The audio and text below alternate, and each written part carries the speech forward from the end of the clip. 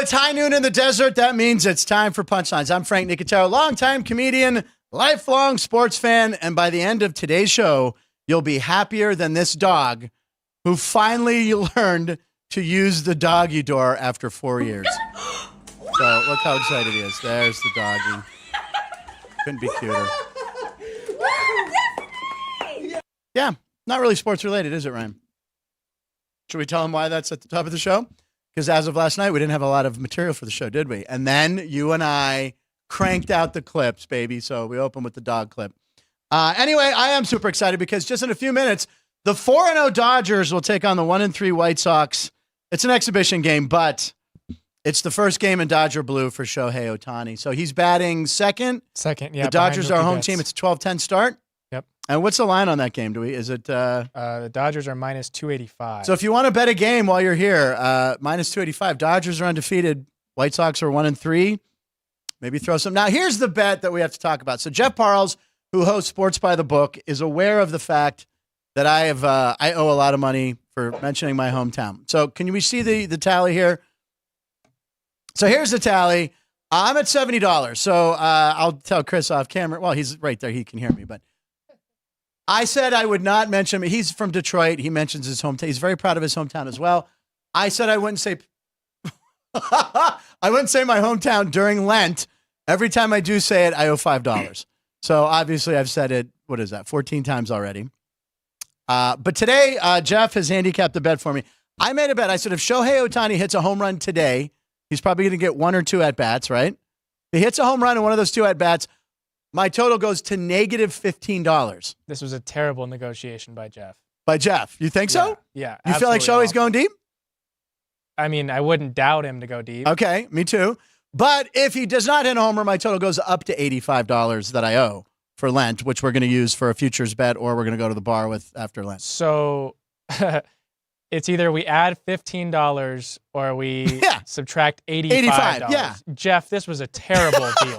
Listen to me. When he was giving me the deal on the phone, I was like, yep, that works. Yep, sure. Let's do it. Yep. Yep. So anyway, Ohtani will be batting during Chris's interview. We'll check. You keep up to date and let me know. But anyway, but come on, hitting a home run is not easy. Yeah, but when you're the best player on the planet, got a little bit of advantage, yeah. And you're playing the White Sox. Right. And who knows who's starting for them. Right. Right. All right, on the show today, very funny comedian friend of mine who was the only guest in the history of the show to drop multiple F-bombs during his appearance. So his penance was he had to come in studio, but it's because he's in town. He is headlining the Laugh Factory at the Tropicana this week. Chris Newberg will be here. He and Jerry both play guitar. Jerry, you have a lot in common with Chris, and you've both said the F word on the show. So there you go. Double horns it up. I have not. Now, can we show the board? We'll show it again to Chris he can see it now. So there it is. So Greg Vaughn, former Major League Baseball player. We brought him in studio. Denny Nagel brought him in.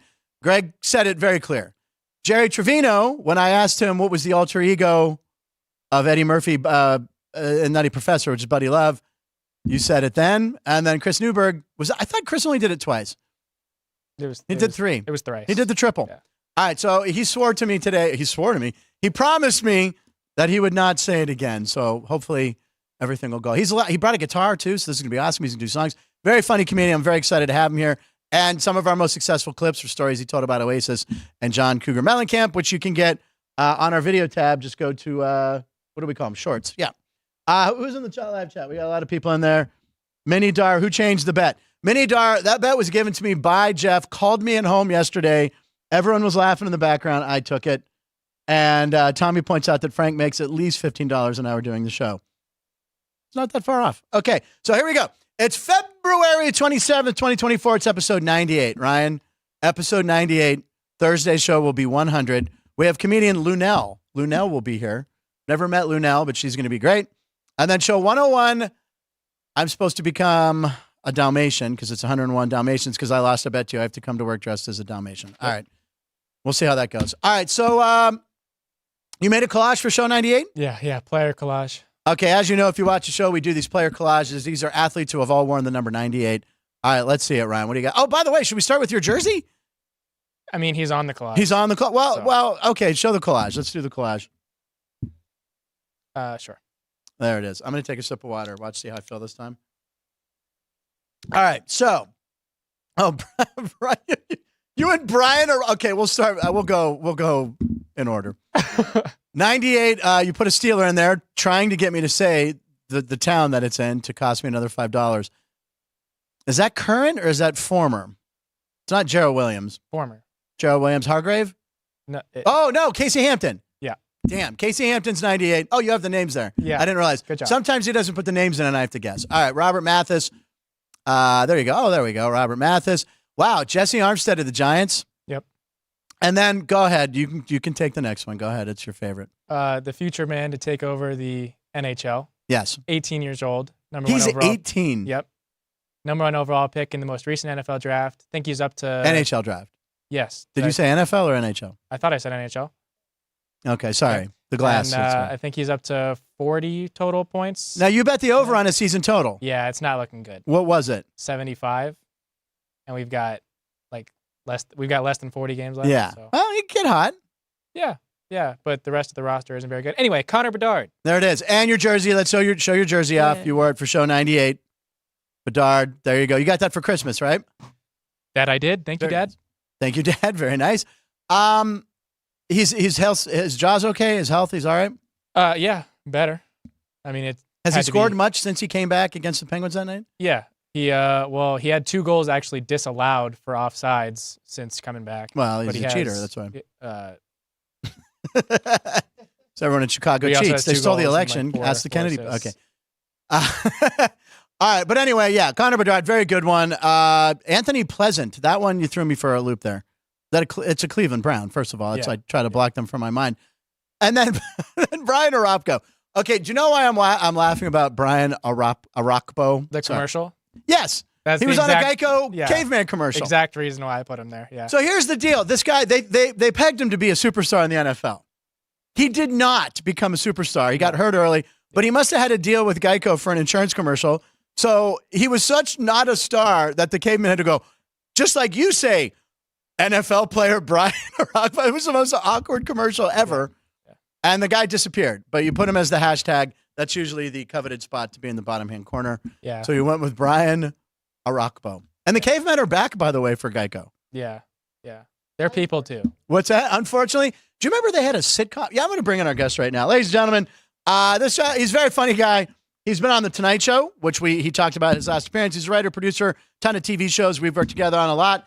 And his special is on the Dry Bar on YouTube. And he's here headlining the Laugh Factory in town at the Trop all weekend. Chris Newberg, ladies and gentlemen. Yay, Chris. Yay, Chris. Yay, me. Yay, Chris. Yay, me. What were we just talking about right there? The number 98. Arakpo. The number 9. Oh, Arakpo. And yeah. Do you remember when there was a sitcom that the Geico cavemen got an ABC sitcom, actually? Mm-hmm. Yeah, I do. And it was really, really quality television. So in a meeting somewhere at ABC, they went, you know what? What do we got on the sketch for this fall? How about we get the cavemen from the Geico commercials, build a whole network sitcom around them? I think Geico needs to pick a mascot. Yeah, they're all over the board. They've got tons of them. Got the lizard. Yep, the camel, the hump day one. They go, that's one of our hump day. That's one of our favorites. Mm-hmm. But they just keep making money, so they just keep expanding. I know. I think that's basically commercials are the original social media for bad ideas for bigger picture. Like, because there's no difference technically between a 30-second commercial and a really hot 30-second viral video. This is true. So someone at the top was like, who wants to see more cavemen? Everyone. Let's make it an hour. Everyone. I got it. You don't remember that, of course, but I remember the Arakpo commercial. No, I mean the actual sitcom. Yeah, the sitcom, no. Ryan's 23. 23? 23. Yeah. Turned 24 this year. How do you feel about that? Good for you, man. Thank you. This is your future. This is it. This is it. If I can grow a beard like that, maybe. Grab the coattails. I never was able to grow a beard till I was 24, so good luck. Really? Thank you. I turned 24 and it just showed up. How long have you been growing that? I don't know, year maybe. Yeah. I mean, I've had it cut several times. Yeah. It looks good. It doesn't dry. See, I can't. Well, first of all, I can't grow facial hair, but it looks good on you though. But I can't. It's fun to play with. I get to hold it. Yeah. It's like a little friend if I'm not sure. Sometimes I can put snacks in here. Storm for later. Yeah, just like remember the Harlem Globetrotters cartoon back in the day? Yeah, of course. And Twiggy always had stuff in his hair. I was like, a great idea. Yes. I can't do that up top. Right. Snacks down below. Harlem Globetrotter, and then of course they were on the Gilligan's Island, Harlem Joe, and there was a cartoon for that. We were talking, I think Ann and I were talking about that. All right, Chris is very proudly from Detroit. You talk about Detroit more than I, just as much as I talk about my hometown, which I won't say. Pittsburgh. Don't do it. Pittsburgh. Jerry, Pittsburgh, he can say it as many times as he wants. Pittsburgh. Thank you. Pittsburgh. It cost me nothing. Free of charge. Now, since you play guitar, which we're going to break out a little later, and you are from Detroit, I wanted to share with you this very special birthday today. Journey guitarist Neil Schon.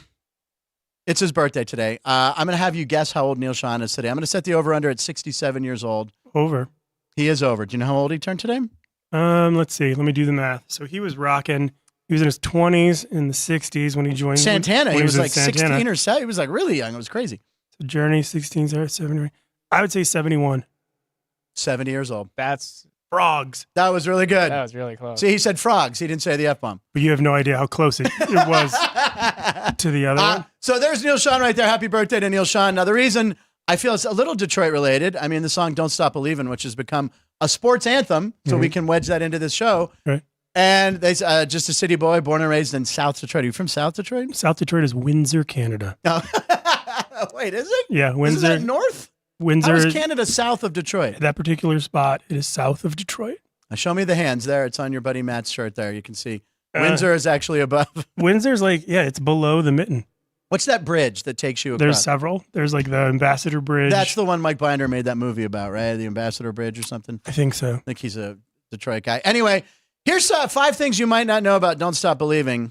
The song is 4 minutes and 10 seconds long, but the chorus only starts at 3 minutes and 22 seconds after the solo. I brought this up to you once, I believe. How many times do they say Don't Stop Believing in the song? Take a guess. 7. It's only 4 times. It's only 4. Everyone thinks, oh my God, it's nonstop, Don't Stop Believing. And it only happens towards the end of the song, which is bizarre. It's a very non-traditional song structure for pop because it's verse, chorus. Correct. And then there's a bridge in there. Yeah. But in the middle, it's it's very interesting. Very interesting. And it was written by Jonathan Cain.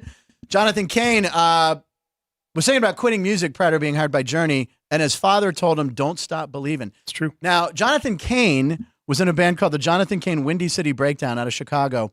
And when we first moved to L.A., my dad, from the town I'm from. Pittsburgh. Thank you. I'm going to just point to Chris when he can say it for me. My dad hooked up with Jonathan Cain. Let me rephrase that. My dad met Jonathan Cain, became friends. They actually wrote songs together. So my dad wrote a bunch of songs, and I remember going to his garage on Laurel Canyon. I remember going into the garage. He was rehearsing with his band, and my dad wrote a song called Spinning My Wheels with him. And my dad wrote a song about L.A. called L.A. USA. And in the song is the line, The Midnight Sun, which, again, I'm not saying my dad, whatever, but he then used that in Faithfully, which he wrote by himself. Mm-hmm. And my dad heard it and was like, holy crap, I used that line in a song.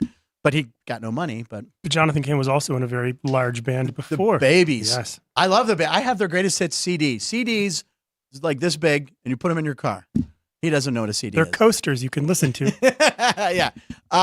He was in the Babies. Great group with John Waite. So anyway, welcome to the show, Chris. You are playing the Laugh Factory. It's out of control. It's so much fun. Now, listen, we were talking about this in the car ride. I went and picked up Chris because, damn it, I wanted him here that badly. It's closing. The whole hotel's closing April 2nd. Yep. I have a $100 Trop chip somewhere. Can't find it.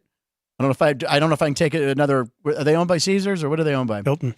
The Hilton? Can I get so I can get it to another hotel? I should find the chip. There's a $100 chip somewhere in my. If nothing else, it'll pay your Pittsburgh debt. There you go. It'll pay my bet. So, what is this? This isn't your first time playing the Laugh Factory here in Vegas. I've probably done it 3 or 4 times. Okay. Yeah, it's fun. I like Vegas. But comedy's so different now. Comedy's just combative. You don't need your headphones, by the way. Okay. Yeah, just if you want to be more comfortable. I can hear, but that. Oh yeah. Okay, leave them on. Well, it looks cool. It does. It just looks cool. It looks official. Okay. I hit myself in the face with them. All right, go ahead. Vegas comedy. It's combative now. Since the massive success of viral crowd work videos, audiences are under the impression that they are the show. Yeah. They have no filter. They say whatever they want, as loud as they want, as often as they want. And it's like playing whack-a-mole with idiots. It's just, you don't, I don't mind hecklers. I don't at all. It's like if you can't handle a heckler, you're not a good comic. But Correct. I don't. They're so good at it now. Like the best hecklers will heckle in the middle of a setup or right before a punchline because it throws off the timing of the joke completely. Yeah. And yeah, that's what you could deal with a lot. There's a lot less material. It's a lot more. Where are you from? So who are you with tonight? Is that your wife or your side piece? And it's like side piece. Well, actually, these guys came over and saw Craig Shoemaker. I don't know if you were there the night there was a heckler, and Craig flips out because Craig doesn't like hecklers at all. Really? Oh yeah, he had him kicked out. That's horrible. I agree. It's like you should be able to handle it yourself. Say, hey, look, thanks, boom, boom, boom.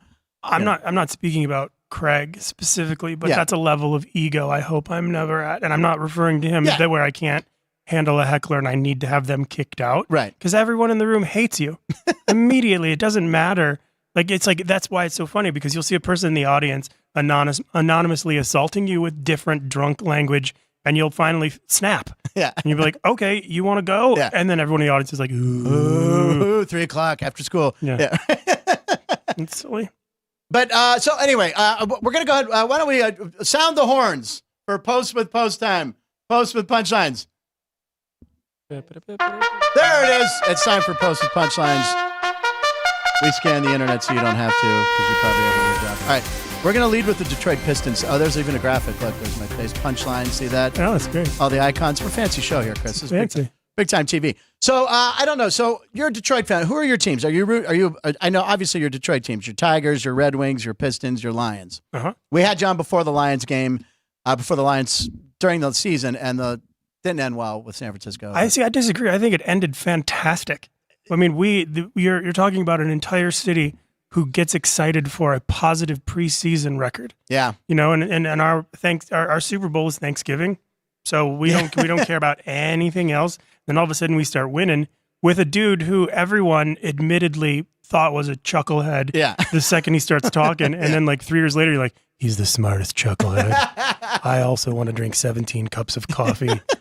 And I don't know. He's a beast. Listen, I'm a Lions fan. I go back to like Billy Sims days, and I love the Lions. So I always thought they were a year away. But I think next year they're one of the teams to beat, and they're one of the favorites here in the sports book. I know their futures bet was like 40-1 or something, or 60-1. I can check on that.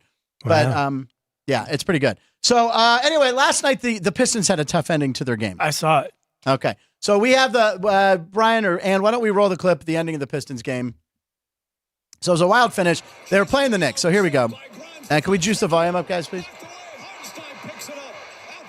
Uh-oh. All right. So right here, first of all, he's tackled right there. Tackled at the 50-yard line. That should have been a foul. Absolutely. Okay. So, and then, boom.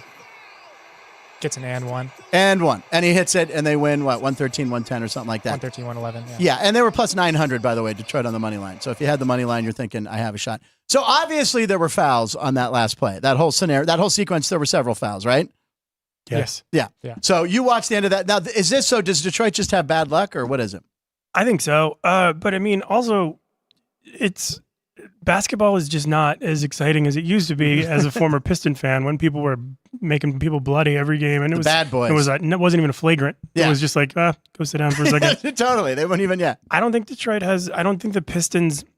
I don't think they have it. They don't have a good squad for starters. Yeah. And, but again, Detroit doesn't care because we are the Lions, so we're good for the next 5 years. And, yeah, I don't know. I mean, like when Bill Davidson was alive and he owned the Pistons and they won 3 titles in a period of like 10 years, that was exciting. Yeah. It was really fun. And people love to hate him. So it was the world against Detroit, basically. Detroit versus the world because of the bad boys. And there's been documentaries, the 30 for 30s out saying, I hated Bill Laimbeer more than any player in the NBA. I think everyone did. Yeah. But, I mean, if he was on your team, he's the best. He just was going to hit you. Yeah. Like, there was just no question. He was just going to hit you. And then afterwards, he would step over and be like, I went to Notre Dame. It's a Catholic school. If you watch you've seen games where like Jordan, probably like even I think during the dance, the Jordan thing, or was it called the dance? Yeah. When Jordan would drive the lane against Detroit, he was taking his life into his own hands because it wasn't like we're going to maybe smack him. It was like punches, rib shots, elbows to the face. It was a different ball game. And you're right. They wouldn't even get a flagrant foul. It's like, all right, boys, let's get him to the line. Here we go. 1-1. And he's like, blood. Yeah, it was great. That's the way basketball should be. So your coach, Monty Williams, was not happy about this game. Monty Williams afterwards came and greeted the New York media. Let's go ahead and see Monty Williams' press conference. Same stuff over and over again. We had a chance to win the game, and the guy dove into Asar's legs, and there was a no call. Yeah, here it is. Bam. That's a tackle. That's an abomination. I You agree. cannot miss that in an NBA game, period. And I'm tired of talking about it. I'm tired of our guys asking me, what more can we do, coach? That situation is exhibit A to what we've been dealing with all season long, and enough's enough. You cannot dive into a guy's legs in a big-time game like that, and there be a no call. Big-time game. It's I mean. ridiculous. Well, We just want go ahead, you can talk over it. You know what the referee said when What? they talked to him afterwards? No. He said And I got he nothing looked at else the to say. camera We want a fair with the game, straightest and that face, was and he's not like, fair. Decker never reported. That's what he said. It was the same He ref. didn't report. You got to do it in basketball, too. I didn't realize that. Yeah. All right. Even if he's not even in the sport. He's in the stands going, I report here. Decker never reported. I mean, just brutal. I mean, they really did get robbed on that. The line. I mean, the game. I would have loved to have been in a casino or a sports book during that game, because if you had the money line, which was, you're going, all right, I got a shot, I'm going to win this. Then he's clearly fouled and would have got free throws. Bad ending. So listen, that coach gets it. If you need a new coach at Detroit, you're not happy with them, there's a 4-year-old coach that gets it. Show the 4-year-old coach. This is a 4-year-old coach. I coach my whole butt off. I coach my whole butt off. There you go.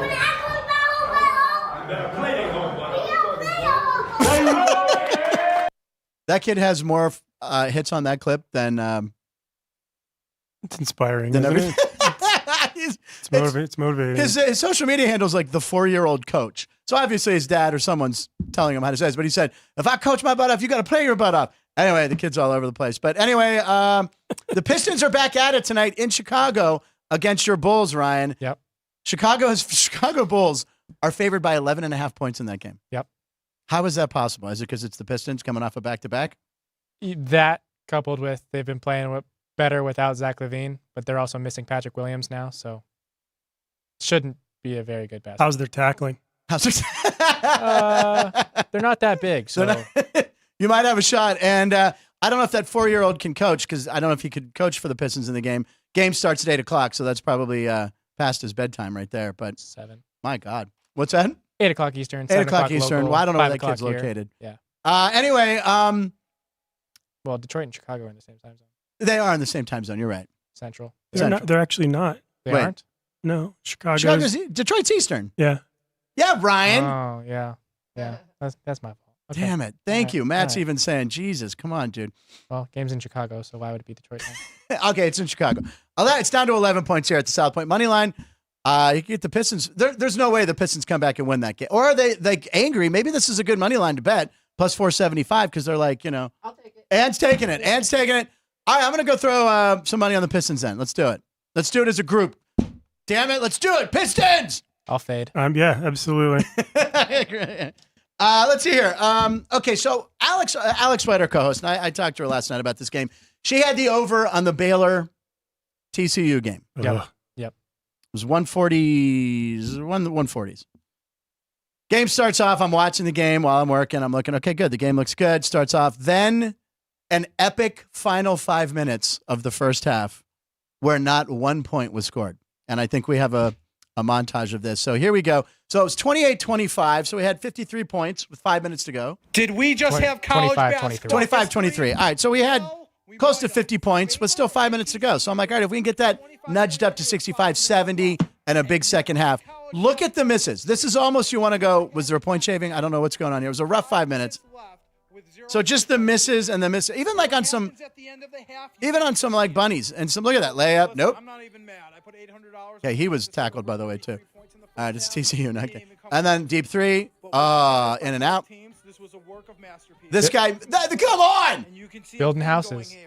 Bricks everywhere. Look at this. Beep. Nope. And the rebound. Didn't go back up with it. Close shot within 12 feet. Nope. That's phenomenal. So when you bet the over, Chris, and you're rooting, and so there's still 2 minutes to go. So that was a 3-minute spell with no points. And I'm watching this, and that's when Alex turned it off, and I as well turned it off. And And then look at this. This is the best. Breakaway, couldn't get it. Tapped out of bounds. No point scored in 5 minutes. Another miss. I mean, this is just brutal. I think my favorite part of betting an over is when you're watching it and, you're constantly doing math. Oh, yeah. and you're watching it, and then one of the announcers goes, "Oh, it's been about 5 minutes since Temple has scored." Scoring drought. What the? Yeah, because you're right. You're like, okay, 10 minutes through the first half, 50 combined points, it's 100. It's on pace for 200. Oh, everyone does it. Yeah, absolutely. And that's the fun thing about overs. With an under, you're going, okay. But an under, you're slowly losing the whole game. With an over, you're slowly winning. Everybody who had the under was doing neat stuff to themselves with no one looking. That's a really safe way of not saying what I was trying to say. Now, basketball, you have a basketball story you were about to tell, since we're still on basketball, about probably the most famous basketball player in the world right now. Yes. LeBron James. You have a theory or a story? I can't remember. You started it and I stopped you. I'm just going to throw facts out there. Throw facts. You come to whatever conclusion you want to come to. Okay. Safe to say, LeBron is a successful basketball player. Yes, he's been very successful. Very successful. Spends $1 million a year on his body upkeep, according to. He's got that tonal machine that he created. Or whatever. Yep. Lots of rowing. Lots of rowing. And so several years ago, there was a story in the LA news and people were getting on LeBron because LeBron and his wife said it was cool for his underage children to have wine. And then the joke I made at the time was, before we go getting upset, right, and calling him a bad parent, right, let's see how far they go in the playoffs. Right. Because it's going to change everything. They win the national champion or the world championship. Yeah. That's fine. And give the kids wine. But now his son, who's been boozing it up since high school, decides he's going to play basketball. Right. And also, if your father was LeBron James and you also had to pay, I mean, you're born knowing that you have to give it a shot. Right. No pun intended. Yeah. There's an enormous amount of pressure on you. Why wouldn't you drink in high school? Because it's like you're never going to be. I mean, when has there been a situation? It's very probably where rare. they've exceeded the father. It's very rare. Like Rod Stewart has a son or a kid who writes songs. I'm pretty sure Rod's never opening for that kid. So now Bronny's having some heart stuff. Yeah. So I'm just saying. Yeah. Before we go saying what a bad parent LeBron is. Yeah. Let's see how they do this year in the playoffs. Well, they did win the in-season tournament. Yeah. So, which no one even remembers at this point. It was exciting when it happened, though, wasn't it? Yeah. All right. So who's working with you at the Laugh Factory, by the way? Couple guys. Yeah. Gary Brightwell and Adam Freeman. Okay. Yeah. And you're doing how many? It's 2 shows a night. Oh, it's 14 for the week, which is enough. It's a lot. It is. It's a lot. But I picked up another show today at 5 in the lobby. You did. I'm doing a corporate gig. Corporate gig. He's seriously doing it. He told me in the car on the way over. But that's going to be great. I have no complaints. Yeah, exactly. I mean, the Trop's kind of weird now because it's mostly empty. Yeah. And it just looks like sad. It looks like, when you're walking through it, there could be a tour for somebody to be like, do you want to see where one scene in Goodfellas was shot? And like, that's their drawing factor. I remember being here about 22 years ago, and the Trop's big draw was they had a chicken that played tic-tac-toe, and you couldn't beat it. If you beat it, you won a prize. And this chicken was in a cage, and they'd bring it out for a couple hours a day, and you'd stand around, and you'd stand in line to play him, and you'd hit a button, and he would peck where obviously there were seeds there, but you couldn't. He never lost.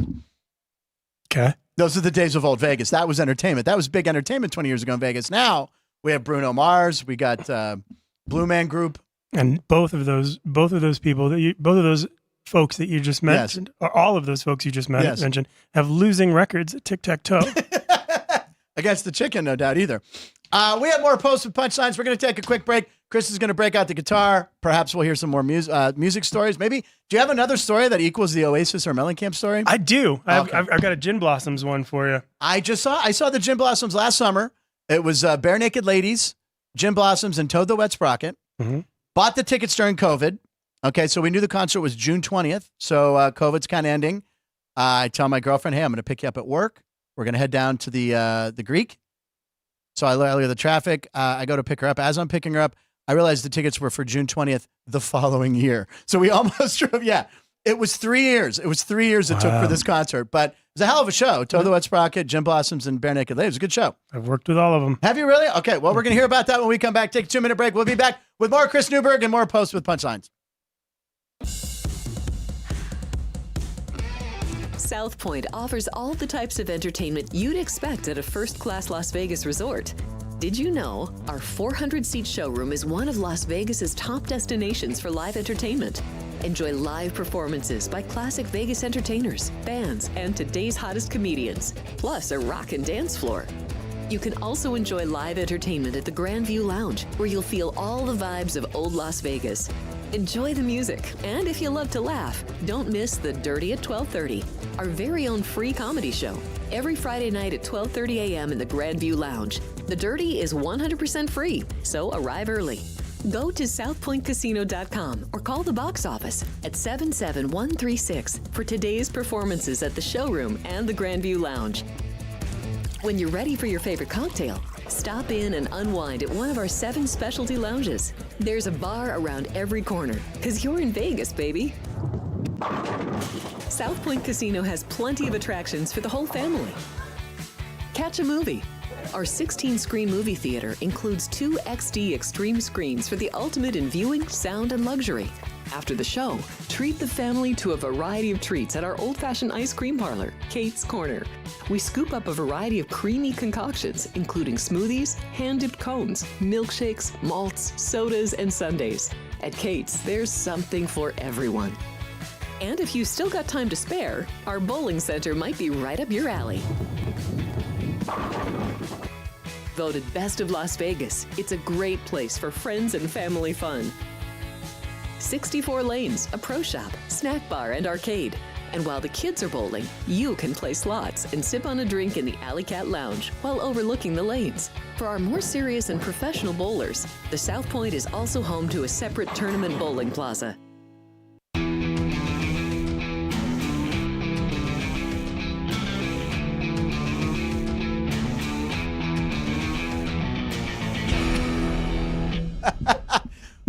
All right, so you might remember yesterday on the show, Ann, are you all right? It was write a letter to your elders day, and Ryan just wrote me a letter, Dear Frank, F you. That's what he wrote on the letter. It was very heartfelt. And now I'm mad at Ryan because we went to break. He goes, oh, Shohei homer. And I was like, he did. He's like, no, I'm lying. He struck out on 3 pitches. So you got me all excited. That's 2 strikes, Ryan. That's 2 strikes. So he struck out. He's going to bat again. Out? Yeah.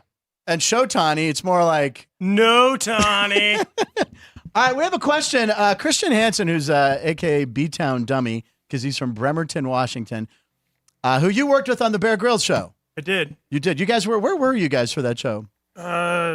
Somewhere, Georgia. Dunwoody, Georgia. Yeah, that's right. Okay, so you worked on, so Christian, regular in the live comments, he said, for Chris, what movie best represents Detroit, Axel Foley and Beverly Hills Cop or RoboCop? 8 Mile.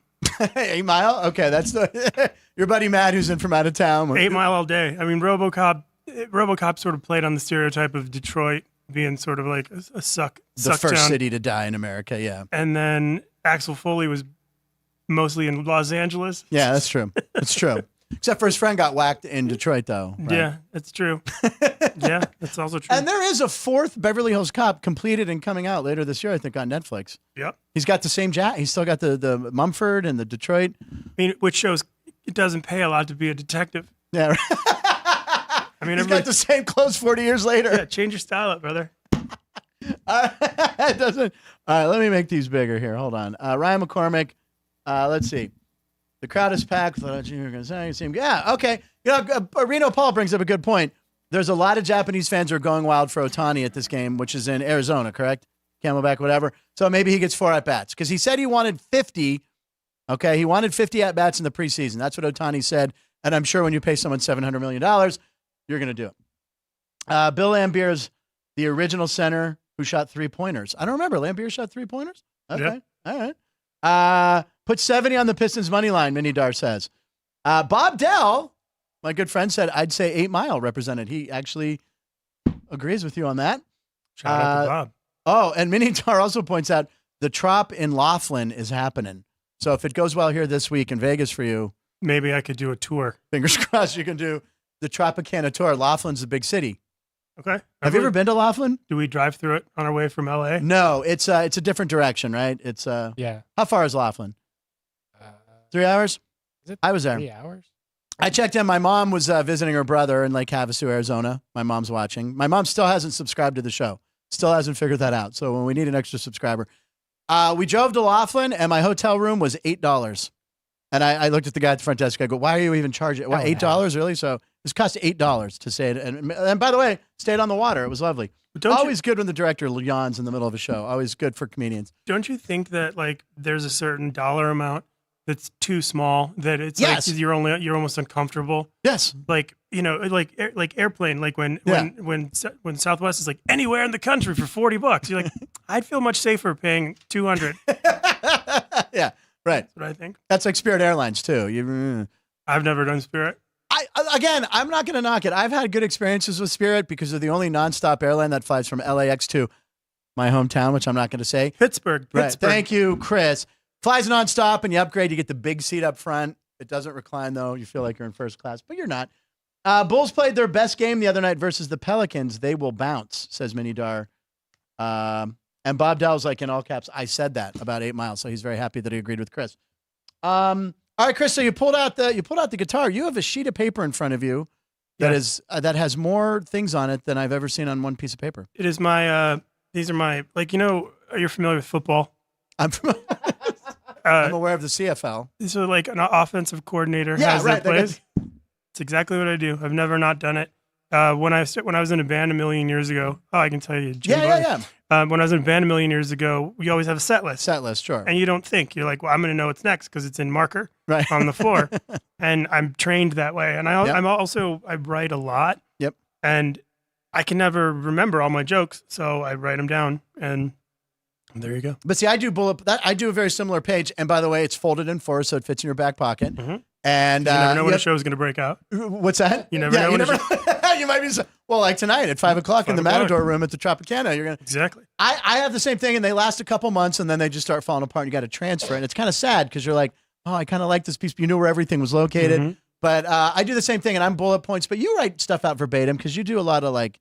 Right, do you write out verbatim or you just bullet? Yeah, that's okay. No, I have a joke here that says taco, and for whatever reason, the joke is, and it's not even a joke; it's more of a concept. Okay, it's very challenging. Like for fun, next time you go to Taco Bell, okay, and you want to order a chalupa, prior to ordering the chalupa, put Dua Lipa on the radio, and it makes it so much harder. So right, because you mostly order a Chua Lipa.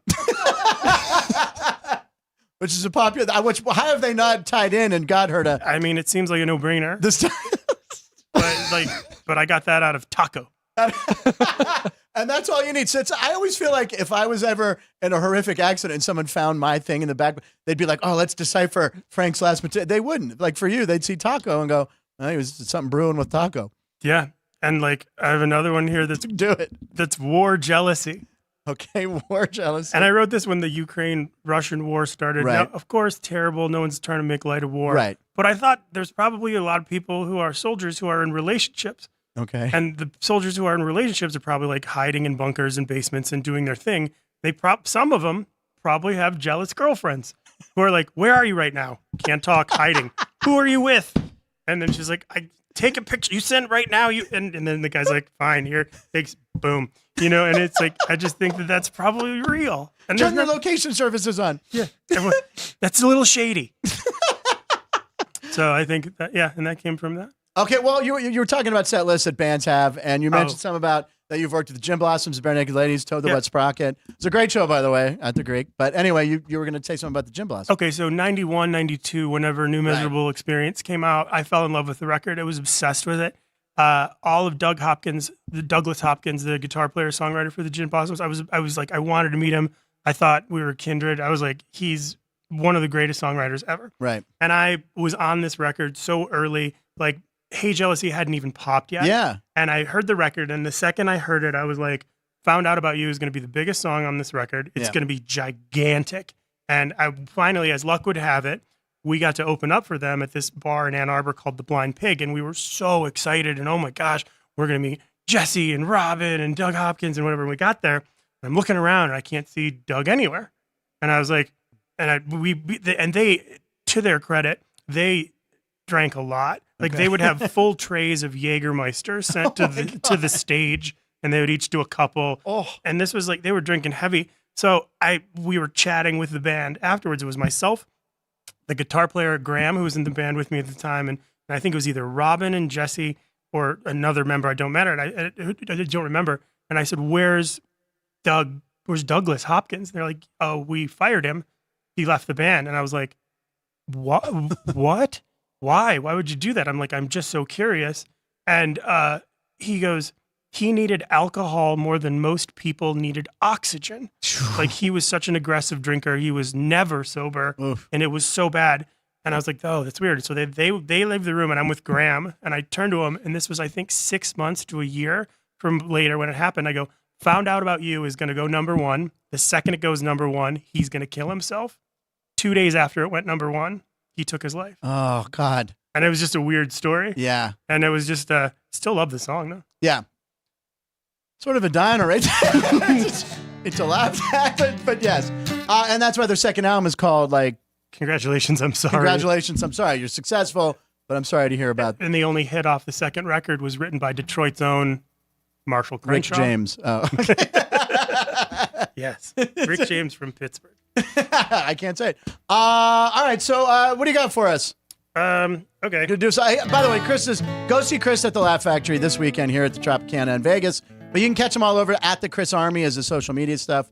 So, all right, he's checking his notes, ladies and Well, gentlemen. I'm trying to figure out what's safe. And so, okay. So, like, when I've been a songwriter my whole life. And, you know, when you're younger as a songwriter, my very first song that I wrote for comedy was called The Perfect Girl. And I was 23, 24 at the time. And The Perfect Girl in your 20s, it goes like this. Wouldn't it be cool if when we were done having sex, you would leave? Like, like that in your 20s is ideal. But I'm not in my 20s anymore. Right, It would right. be super creepy. So the Perfect Girl 50 version is, please don't leave. I can't find my readers. You know what I mean? and it's accurate because, like, you know, it's just really funny because, you know, like you're so confident when you're young and you're so ready to say anything. Like you would write a song in your 20s and be like, I would give you everything I have. And in your 20s, you don't have anything.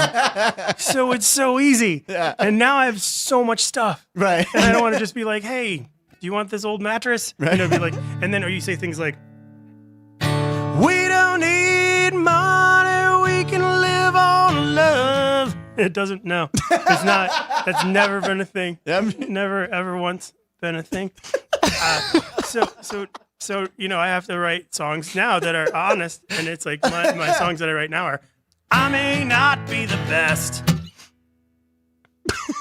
I may not be top 9, but I'm here to confess. I could make you a lasagna. It's like, that's, you know, it's short. And girls are for that. That's good. If Right. they have a microwave and a frozen Stouffer's, I could make them the best lasagna. It's available. Stouffer's. Yeah. Oh my God. How much do you do? How do you decide if you're going to do guitar stuff? I mean, I know you do both. You're one of the funniest writers, so you do straight stand up, and I've seen you do shows without the guitar, right? Mm-hmm. I mean, what's your breakdown on that? I usually do like 70-30. Yeah. I just do guitar at the end. Yeah. It's kind of a fun thing. Because if you walk out, I learned it. It took me many years to learn it.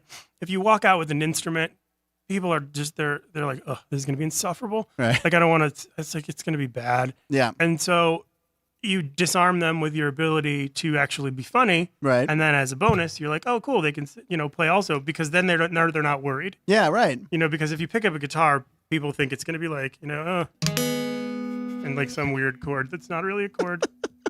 But yeah. Unbelievable. Unbelievable. Do you want more songs? Yeah, please. Okay. Yeah. Oh, Anna. By the way, Anna, our director, has never applauded. By the way, like that. Oh, good. Yeah. Oh, yeah. Well, I mean, like, like for more. Like you're like more. Right. Okay. Yeah, that's good. Do you have can I ask you a question? Yeah. Because I want to. as far as a word goes. Oh yeah, if it's you can say it. You can say it, right? Okay. Well, this is funny. I think. Cool. So now the sensation with the young people, and they're like, and I'm putting a capo on. I'm not down tuning to D because that would make this bit easier. But like whenever you like now, it used to be like when I was younger, it used to be a big deal. You would get a camera and then you would drop it off at the photo mat, and it was like a big deal. And like you could pay for an hour, like developing. Or you'd get it the next day and you're excited. You're like, oh, cool. This is horrible. This is great. Whatever. But now it's like instantaneous. Everything's immediate. But that's not enough. People, when they post a photograph, they need to also have a soundtrack or music underneath it. And it's confusing. Like you'll see a salad and underneath it, it's like, hello, I've waited here. And it's like, it's a salad. It's a salad. Of course you waited. You had someone made Foo Fighters. It doesn't need it. But I'm saying the industry that could most benefit from this, and I was told I was allowed to say this, so get that button ready, is the D-pick industry. Okay. Because like, ladies, when you get the pic, the genitalia photograph, it's surprising. Right. Because it's usually like, oh, I just got a text message from Steve. Ah! But now it would be super awesome if there was a disarming song underneath it, so you get Steve's goods, and underneath it, you hear.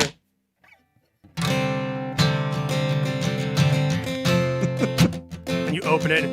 You can't always get what you want. And I think that would just make so many pics like that so much easier to embrace. My God. Hysterical. The Dua Lipa taco thing. I still can't get, but we're cutting a clip out of that. That was hysterical. Oh, good. I can do more jokes. You want just jokes? Yeah, do some more jokes. I don't understand the phrase "rubbed me the wrong way." Anytime I've ever been rubbed, it's been quite nice. Like it makes sense. I'm not a prankster, but I just think that if you replace someone's weed gummies with fiber gummies, it would be so funny. Someone asked me, I'll just keep going. Go, dude. Someone asked me the other day, they're like, they wanted to know what the best Mexican in LA was. I was like, it's my friend Eddie. He's great. He's absolutely the best Mexican. He's so timely and cordial. I think insurance companies should sell reassurance because a lot of single dudes would buy that. At a bar, single thing. Let's see. Dating in Los Angeles is a lot like a deck of cards. A woman takes your heart, so you give her a diamond, and then you scroll on your phone and see that she's banging David Spade at the club. See, that's good. That's good. You got all four suits in there. Got all four suits. Oh my God. The opposite of Lizzo is Thin Lizzy. Why isn't it called Girl Nicologist? It is a guy. Let's see. There's a bunch of new ones I have. If you want to work them out, go for it. John Candy. Yeah. Incredible comedic actor. Or the stuff men's room attendants try to sell you. I think that's funny. That's excellent. I'm confident, but not like wear a leather shirt confident. Let's see. That was a good one. I want to get an old dog and name it New Tricks. Wouldn't it be cool if Jodie Foster fostered some kid named Jody? Wait, this is so good. I forgot about all these. And during times of tragedy, do atheists send thoughts and? Sony, Panasonic, Denon. Sorry, I don't mean to stereotype. Oh, that's such a good joke. Wait, I missed that one. Sony, yeah, Panasonic, right, Denon, Yamaha. I'm sorry, I don't mean to stereotype. Oh, stereotype. Okay, I got it. Took me a second. Stereo. I was late on that one, but when you threw after Denon, you threw in Yamaha, so that helped out. The turning indicator on a Prius is called a virtue signal. What do you know what a bunch of crows is called? A murder. Yes. And do you know what a gaggle of Ruths are called? No. A Chris. Ruth's Chris. Ruth's Chris Steakhouse. Yeah. Wait. The Bible says thou shalt not covet your neighbor's wife, but if they move a few streets over. Game on. How come everybody says body of Christ? What about his mind? If you're breastfeeding your child and the child winks at you, you're going to have a lot of interesting parenting. He winks at you. Do you think that there's you can stop me whenever. I'll just do 2 more, and then we'll do a couple clips. We're enjoying this thoroughly, Chris. I'm so happy you came. Okay, thanks. 2 things. I was wondering, like, is there a shark? Or there's probably a bunch of sharks in the ocean, right? Who are pissed that they didn't get booked on Shark Week. So they're like walking around and be like, I'm so much more talented. I'm so much better. I have an OnlyFins. OnlyFins. That's a good joke for comics and actors. Perfect. Thank you. OnlyFins. Last one. Last one. Bring us home with that. Okay, so people with children, cool. Good for you. That's great. Right. That's wonderful. You obviously have a lot of photographs of your children, but your friends who don't have kids, we don't want to see the picture of your kid. We just don't. But we can't say we don't want to see pictures. Can't be like, I don't want to look at your kids' pictures. So an easy way to make it never happen again is when one of your friends shows you a picture of their kids, you have to be like, oh, cool, I don't have that one. And then scroll your phone and show like 200 pictures of their kid, and they will never, ever. Like you're collecting cards. Yeah, I don't have that. I don't have that one. That's great. And that's a perfect joke for Ryan, who just had a newborn baby. But I'm sure. Congratulations. But you very cute girl. But there you go. Be on the lookout for that one. Yep. Oh my God. Okay, joke machine. Dude, you've always been that way. If I'm doing warm up on a show, sometime like Idiot Test. Idiot Test. You'd come out, you'd grab the mic, and what would you'd always say about me? You would say, "Keep it going for Dave Coulier, everybody." Cut it out. All right, who's another Detroit guy, actually, right, Coulier? Yeah. We did a banquet together. We did a charity thing for Denny Nagel in Maryland. Me and Coulier. People's minds exploded when we were together. I bet. They were like, "Oh, it's the same guy." And then we drank afterwards, and then we had no idea we were on the same flight, sitting next to each other on the way home. He was a good dude, though. God, Chris, that was amazing. We have a few more clips we'd like you to join in. What do we have left? I know we had a few more posts. We have Mississippi Valley State. Yeah, okay, show this one. Okay, so you have headphones on. All right, good. This is Mississippi Valley State was 0-28? 0-27, Okay, yeah. so listen to the announcers on the win. You know we gained it. That's Downfield that first win. Oh, we stormed the court. We're storming the court. Look at him. We're storming the court. Oh, my God. Oh, my God. That's a complex. Devils pick up their first win. Devils pick up their first win. Shout out Coach Ivory. So they show the announcers coming up, and they're losing their minds. Yes, student announcers. As you could probably tell. They get to them. That's their first one. It was on senior night, so that makes it more special. Sure. Coach is taking the ball, and these guys are just still losing their minds. That's how Detroit fans are up until this year. We're like, we won the preseason. Well, we won money on Detroit money line on that one game that night because they were due for a win. Unbelievable. So yeah, they're still giving everybody shout outs. It was really funny. Students doing the play-by-play. We have the autograph one next, or which one's next? What do you have? I don't care. It was the little big brother takes his. Oh yeah, okay. Yeah. Do you have siblings? I don't. Okay, I have an older sister. We played a lot of wiffle ball together. This is something my sister would have done to me who was older. But anyway, so they're playing a little backyard wiffle ball. And, you should let your little brother strike you out. But this is what this kid did. He takes his little brother deep. Watch this. So it's a really bad. Just cranks it over the neighbor's solar. They just scream. Now, see, I don't think. Who's screaming? The little kid who gave up the homer. So obnoxious. So obnoxious. Like, that's trouble brewing there in the future. Yeah, there's a kid who winks at the mom. All right. Do we have the autograph one? Sure. What's sure. next? I don't know. I know we have a couple more. We can do the autograph. The autograph. I want Chris. I want everyone to see this one. Okay, so this guy, how do you feel about a grown man just pushing his way through and on top of young kids to get an autograph? I don't even remember who the player was, but I would feel. How would I feel? There it is. There it is. Right there. Okay. So he's clearly he's got to be 50 plus. Maybe Neil Sean's age. Maybe he's 70. I'm not sure. Sure. So the question I have for you, Chris, did you ever clamor for an autograph from anyone quite like that? Or who would you do that for now? I've only been starstruck one time in my entire life in Los Angeles, and I was at the Improv, and Ricky Medlock from Leonard Skinner was there. Yeah. I almost started weeping. Yeah. I was just like, I couldn't believe it. I was like, ah. Okay. Did you get an autograph? No, I couldn't. Okay. I was too afraid to talk to him. Wow, that's interesting. For me, Michael Keaton, I was just like... Michael Keaton? Yeah. Oh, right on. Paralyzed. I was like, it's the only time I was maybe the only time I was speechless in my life.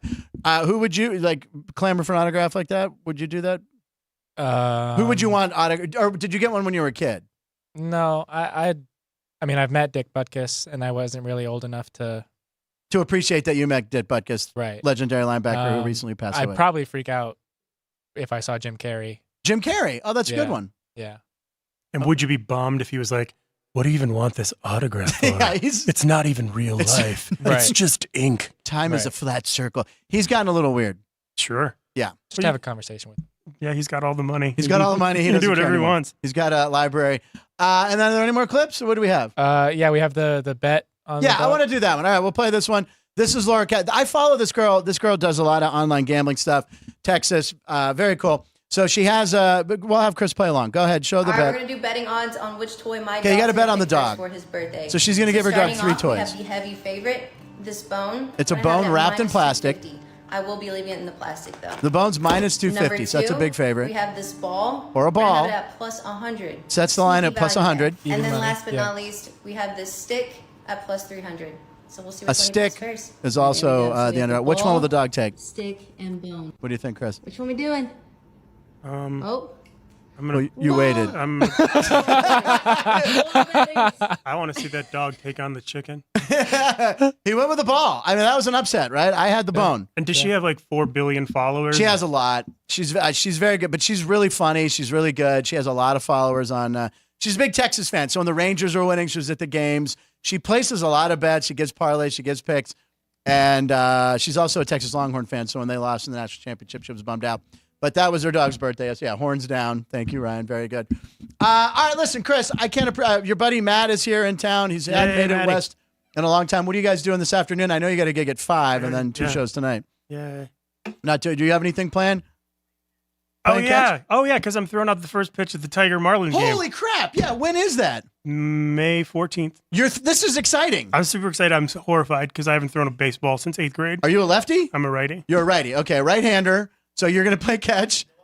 No underhand. But what I think I'm going to do is, because this is an insane viral opportunity. Yes. I think I'm either going to try to pick someone off at third base or just like step off the mound and maybe balk or something. Yeah. Or just whip it. And maybe like work something out with a bird like Randy Johnson did. The timing on that, you got one shot. Tiny window on that. That's exciting. Okay, we got to get video of that and then show it on the show. Yeah. That's a big honor. I'm so excited. Throwing out the first. Are you doing shows that week then too? No. My fiance Michelle told me I was not allowed to. She's like, "You're a crazy workaholic. Yeah. We're going there. You're going to have fun. We're going to enjoy ourselves. No shows. Enjoy it." Yeah, and I'm like, okay. Because what people don't understand, when you go home, you think, oh, you're going home, it's going to be fun. It's the most stressful week of your life. Because everybody wants to talk to you. And it's flattering. Everyone wants to see you. It's wonderful. It's wonderful. And what I've learned to do is all my cousins, I go, look, I'm going to the North Park Lounge. I'll be there at 8 o'clock on Saturday. We got the back function room. Come on out. Yeah. Because otherwise, you're just spreading yourself thin, and it's impossible. Yeah, and I mean, I love anybody who's a fan of mine, and I'll talk to all of them. Sometimes there's 30 or 40 people waiting to talk to you, and you feel so uncomfortable. Yeah. Well, I have a feeling a lot of people will be talking to you. You have new merchandise, I understand? I have lip balm. You have what? Yeah. Chris Newberg lip balm? Yeah, it's yellow. It says Newberg. It's vanilla. It's basically chapstick. Oh, my God. And I sell it for, are you ready? What? Whatever anyone wants to pay. I do not care. Oh, really? Yeah. $1? $2? Someone gave me $200 last night. And I was like, I love Vegas. Here at the Laugh Factory? Yeah. Oh, you were doing 2 shows last night. That's right. Yeah, and she's like, I'm sorry I heckled you during your show. I'll buy one of your chapstick $200. $200. Venmo'd me. I didn't even look at it because I didn't have my phone on. Yeah. And I was like, I love drunk people. I always have a chapstick on me. Carmex, that is a great idea. I have to. It's my crutch. And I can hide pills in there and stuff. Oh, that's good. But also, you never know when your nipples are going to get chafed. It happens. That's why I can only wear cotton. Ladies and gentlemen, thank you for watching the show. Everybody in the live chat room, all the great questions for Chris and just all the live comments. And let's see, Bob, always good for the director to yawn in front of comedians. Bob Dell liked that one. I love Ann. She knows that.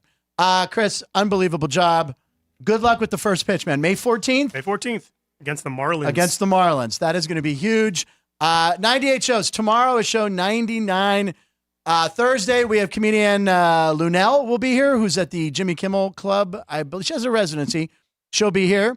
And we look forward to you guys for 101 on Friday. I will be somehow doing some sort of Dalmatian thing. We're not really sure how that's going to work. But anyway, thanks for watching the show. Punchlines live in Nevada every show.